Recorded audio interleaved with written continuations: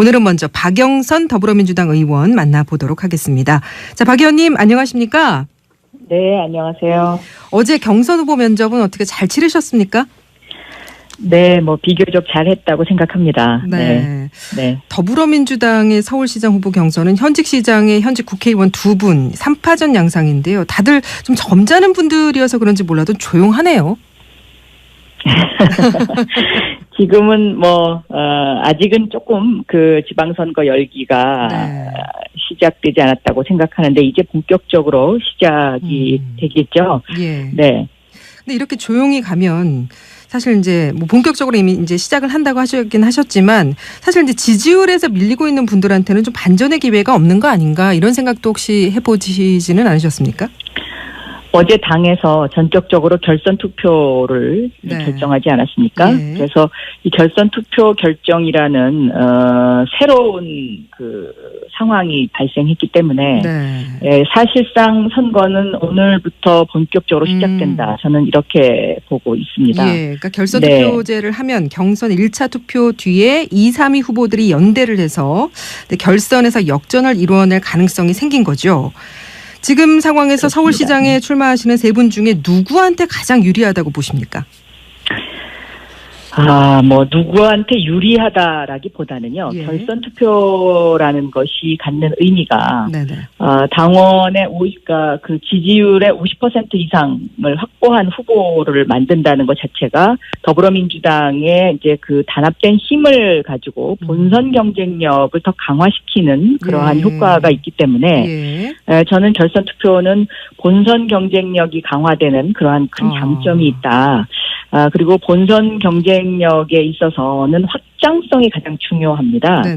그런 의미에서는 저한테 상당히 그 좋은 환경이 만들어졌다. 저는 그렇게 생각하고 있습니다. 네. 박영선 의원님께 유리하다는 말씀이신 거죠? 자, 안철수 바른미래당 인재영입위원장이 내일 서울시장 출마식을 갖는다고 하는데 앞으로 서울시장 선거에 미칠 영향, 판세 분석 어떻게 하고 계세요? 아무래도 이제 안철수 위원장이 나오게 되면 7년 전에 조금 전에 말씀하셨던 것처럼 양보론이라는 것이 이제 더 씌워져 있기 때문에 이것이 이제 과연 선거에 어떠한 영향을 미칠 것이냐가 주로 이제 그 관심사일 것입니다. 아무래도 이제 박원순 시장이 좀 불편해지실 것으로 보이는데요. 이 양보론이라는 것이 세월은 흘렀지만 이 흔적은 지워지지 않는 것이라서 이 부분에 있어서의 그 어떤 수세적인 자세가 아무래도 그렇게 되겠죠. 그러나 이제 예를 들면 저 같은 경우에는 안철수 위원장과의 관계에 있어서 저는 오히려 그 안철수 위원장을 상대해봤던 경험이 있는 그것도 아주 진하게 상대를 해봤던 경험이 있습니다. 그러니까 2012년도 대선에서 문재인 안철수 후보 단일화 제가 협상팀장이었었고 그 당시에 여러 번의 위기가 있었습니다만은 문재인 후보를 지켰고 그리고 안철수 후보가 포기하는 상황이었기 때문에 그 당시에 승기를 잡은 경험이 있어서 저는 안철수 후보를 상대할 수 있는 매우 유연한 후보다라고 생각합니다. 좀 그 당시에 이제 그 후보 단일화 때 협상팀장으로 단호하게 버티어서 안철수 대표가 포기했다고 말씀을 하셨던데요. 그럼 당시 안철수 위원장의 대선 후보를 갑자기 포기한 이유를 무엇 때문이라고 보시는 건지 그 행간의 의미가 좀 궁금해지는데요. 그 당시에는 그 안철수 후보 측에서 사실상 그 본인들이 이기는 룰을 계속해서, 그러니까 이쪽 상대방에서 받게 되면은 그 전혀 승산이 없는 그러한 룰을 이제 계속 요구를 했었죠. 그런데 이제 그 요구의 협상 과정에 있어서 제가 좀 단호하게 정말 그 버텼습니다. 네. 그러셨군요. 사실 그 협상이라는 게 인내의 싸움이거든요. 예, 그렇죠. 그런데 그 인내의 싸움에서 안철수 후보가 포기했다. 저는 그렇게 생각합니다. 예. 네. 그래서 조금 전에 그 양보론 이제 얘기를 하셨는데, 그러니까 7년 전에 지지율 50%였던 안철수 위원장이 지지율 5%였던 박원순 시장에게 통큰 양보를 했다고 해도 사실 이 선거라는 게 유권자의 표심이 가르는 건데 이 표심을 도로 내놓아라라고도 할 수 없고 하기도 불가능한 일 아닙니까? 그렇습니다. 예. 시장은 시민들이 선택하는 것입니다. 예, 그러니까 예. 지금 이 시점에서는 과연 누가 서울시장감이냐. 그리고 지금 현재 서울이 맡고 있는 이런 현안 문제들을 누가 강단 있게 추진할 것이냐를 생각할 것입니다. 네. 지금 서울은 미세먼지 문제, 쓰레기 대란 문제, 이 환경 문제, 환경적인 요인에 그렇죠. 매우 치우쳐져 있는데 그것이 지금 아주 심각한 문제로 대두되고 있죠. 예. 그래서 이러한 그 미세먼지 문제라든가 서울 시민의 건강과 직결된 문제, 또 서울 시민의 안전과 직결된 문제, 이러한 것들을 누가 가장 서울시장감으로 잘 해결할 수 있는 준비된 후보냐라는데 저는 서울 시민들이 방점을 찍을 것이다. 이렇게 생각하고 있습니다. 그 부분은 이제 잠시 뒤에 조금 더 여쭤볼 테고요. 네. 안철수 위원장이 포스코 이사를 지낸 경력에 대해서 명확하게 따져 묻겠다라고 하셨는데 정확히 어떤 부분이 문제가 된다고 보시는 건가요? 저는 2012년에 이제 그 단일화 협상 팀장을 하면서 안철수 후보에 대한 그 여러 가지 그 자료들을 많이 읽어봤었는데요. 네네.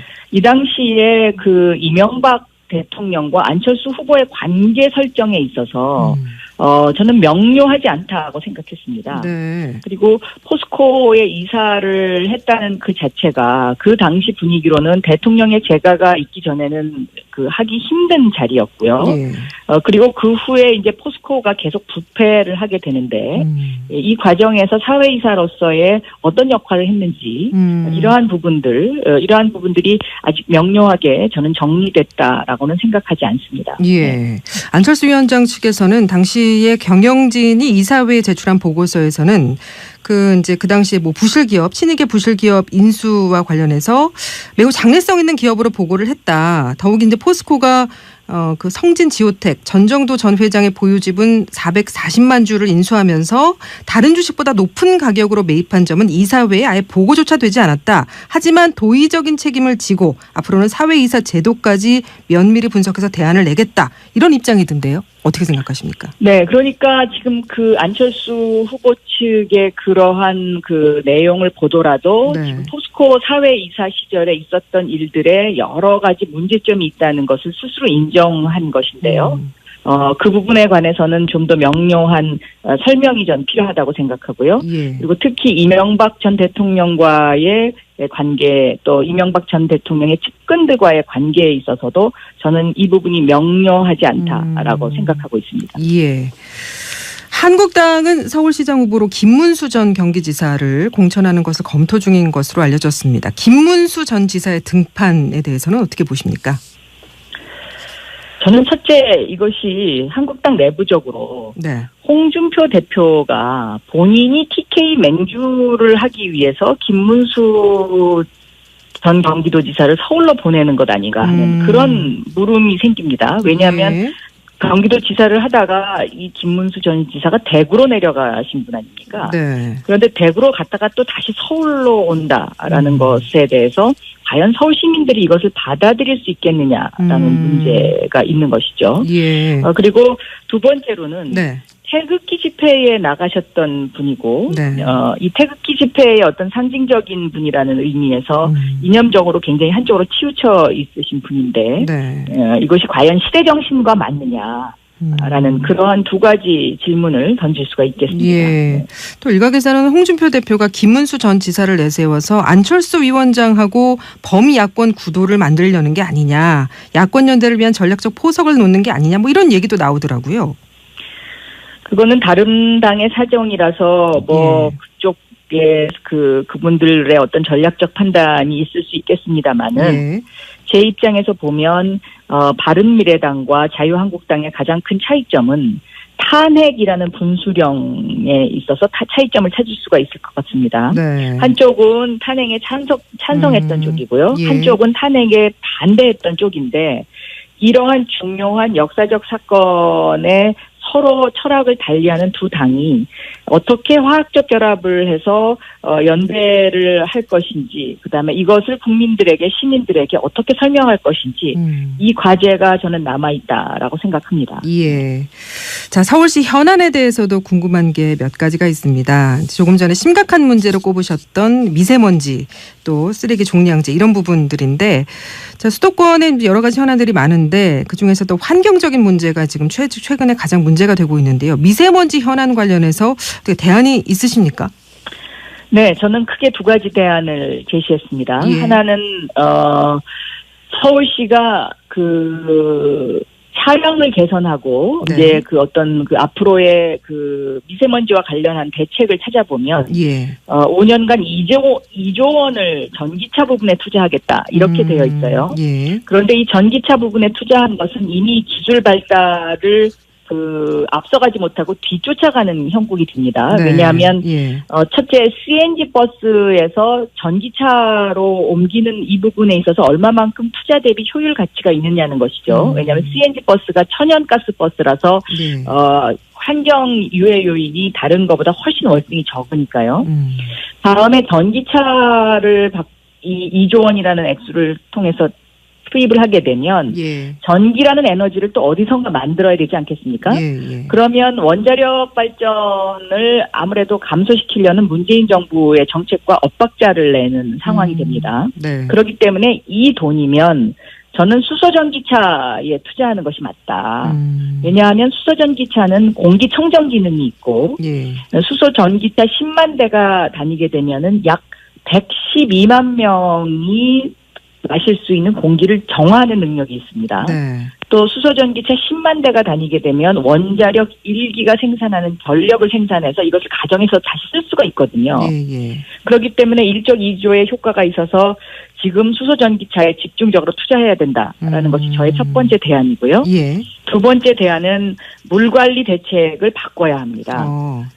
그러니까 제가 도시지리학을 전공했는데요. 네네. 이 도시지리학에서 분명히 물관리와 관련된 부분이 나오는데 미세먼지의 가장 큰 적은 물입니다. 그러니까 미세먼지가 있는 날 아침에 보슬비가 내리게 되면 예. 공기가 맑아지는 효과와 똑같습니다. 그래서 이 물관리 대책을 바꾸려면 약간의 시설비가 필요합니다. 예. 그런데 그동안에는 시설비가 없어서 못했다고 친다면 박원순 시장께서 올 초에 하루에 50억씩 대중교통 무료 정책을 써서 150억을 쓰지 않았습니까? 예. 그런데 이 150억을 가지면 물관리 대책을 전환할 수 있습니다. 예. 첫째는 도시에 스프링쿨러 시설을 만드는 것. 이것이 150억이면 약 5m 간격으로 375km를 만들 수가 있어요. 예. 그러면 서울의 주요 간선도로는 다 스프링클러 시설을 할 수 있다는 것이고요. 또 150억을 가지면 빗물을 저장해서 고층 빌딩에서 이것을 분사 형태로 그리고 공사장에서 분사 형태로 물을 뿌릴 수가 있기 때문에 이러한 시설을 물관리 대책을 하게 되면 미세먼지를 확실하게 잡을 수 있죠. 네, 알겠습니다. 그리고 최근에 수도권 재활용 쓰레기 수거 문제도 이슈가 되고 있는데 해결책이 있을까요? 이것은 2년 전에도요. 저유가 일대 유사한 사태가 벌어졌었던 일인데요. 서울시가 여기에 대해서 대책을 강구하지 않고 미세먼지처럼 좀 미온적으로 대처했다는 그런 지적을 받을 수가 있을 것 같습니다. 네. 그래서 이것을 장단기 대책으로 구분을 하게 되면 첫째 단기 대책으로는 서울시가 우선적으로 자치구와 함께 직접 수거에 나서야 한다고 저는 생각하고요. 장기 대책으로는 제도적으로 이 재활용 수거 업체에 적정한 보조금을 지급을 해서 재활용 수거 체계를 개선을 할 필요가 있겠다 이렇게 생각하고 있습니다. 네. 지금 이제 인터뷰 들으시다가 우리 청취자분께서 질문을 하나 주셨는데요. 네. 2693님께서 박 의원님 여성 첫 서울시장 응원합니다. 여성으로 정치하시면서 가장 힘들었던 일이 무엇인가요? 라고 물으셨습니다. 네, 굉장히 응원해 주셔서 감사드리는데요. 제가 가장 힘들었던 것은 워킹맘으로서 제일 힘들었습니다. 네. 그래서 제가 첫 여성 시장이 되면 워킹맘들의 고충을 덜어주는 일에 저는 더 많은 에너지를 쏟고 싶습니다. 예. 예를 들면 워킹맘들이 지금 제일 힘들어하는 것이 무엇이냐면 그 유치원이나 어린이집에 아이를 맡겼는데 퇴근할 때까지 거기서 봐주지 않기 때문에 네. 눈치가 보여서 아이를 중간에 어디론가 학원으로 보내든지 아니면 누군가가 또 도우미를 써야 하는지 그렇죠. 하든지 하는 이 문제 때문에 굉장히 힘들어하시더라고요. 그래서 저는 이 부분만큼만은 서울시가 확실하게 워킹맘들의 걱정을 덜어드리겠다 이렇게 말씀드릴 수 있겠습니다. 예. 자, 이제 6.13 지방선거까지 2달 열흘이 남았습니다. 끝으로 선거에 임하시는 각오 한 말씀 해주신다면요.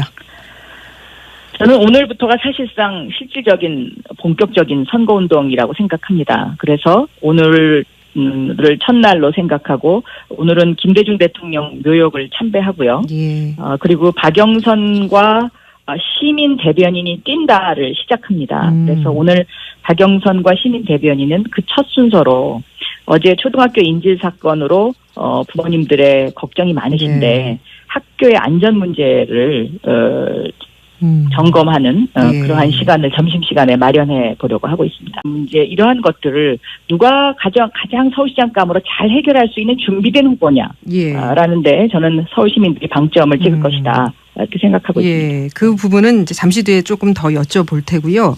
네. 안철수 위원장이 포스코 이사를 지낸 경력에 대해서 명확하게 따져 묻겠다라고 하셨는데 정확히 어떤 부분이 문제가 된다고 보시는 건가요? 저는 2012년에 이제 그 단일화 협상팀장을 하면서 안철수 후보에 대한 그 여러 가지 그 자료들을 많이 읽어봤었는데요. 네네.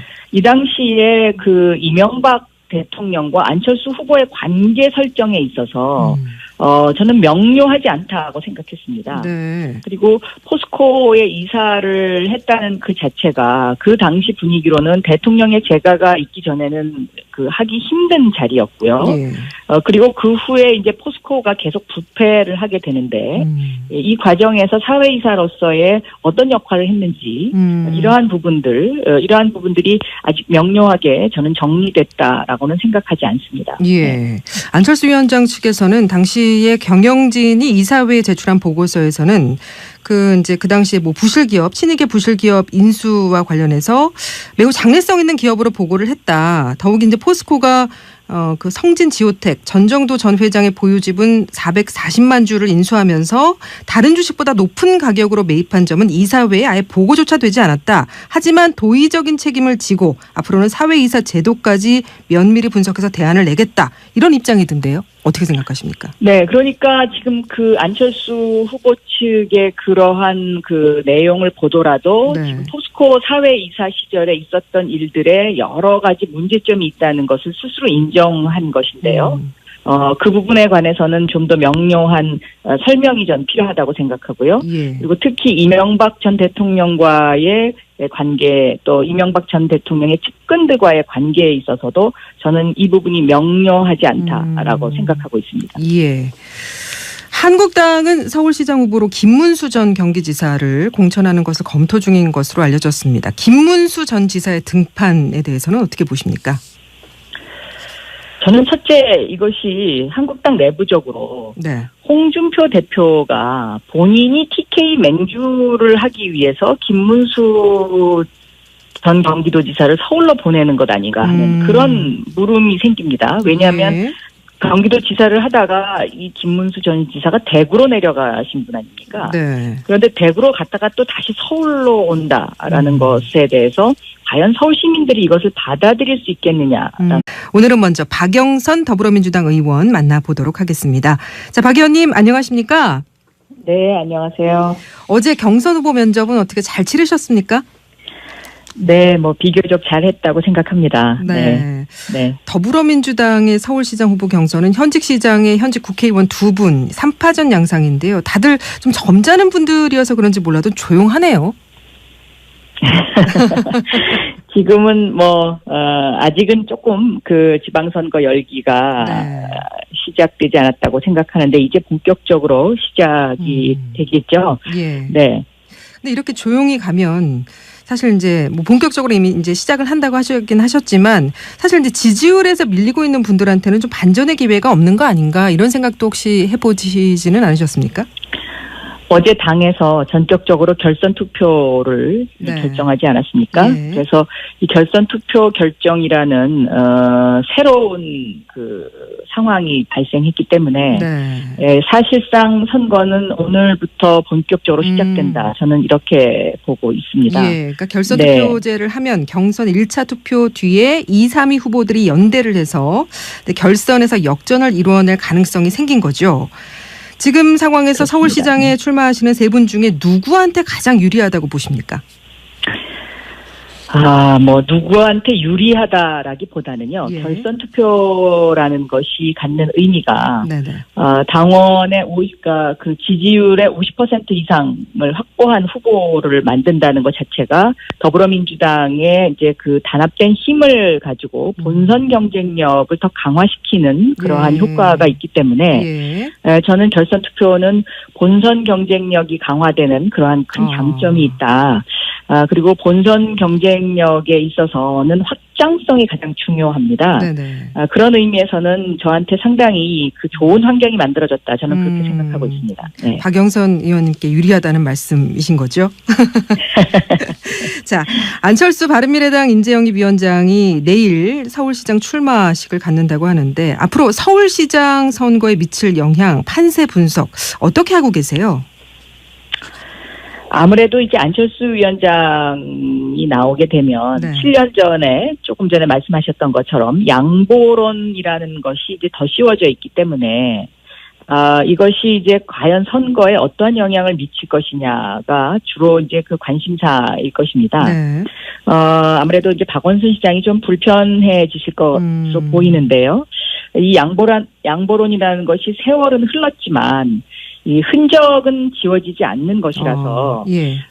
이 부분에 있어서의 그 어떤 수세적인 자세가 아무래도 그렇게 되겠죠. 예. 그러나 이제 예를 들면 저 같은 경우에는 네. 안철수 위원장과의 관계에 있어서 저는 오히려 그 안철수 위원장을 상대해봤던 경험이 있는 그것도 예. 아주 진하게 상대를 해봤던 경험이 있습니다. 그러니까 2012년도 네. 대선에서 문재인 안철수 후보 단일화 제가 협상팀장이었었고 그러셨죠.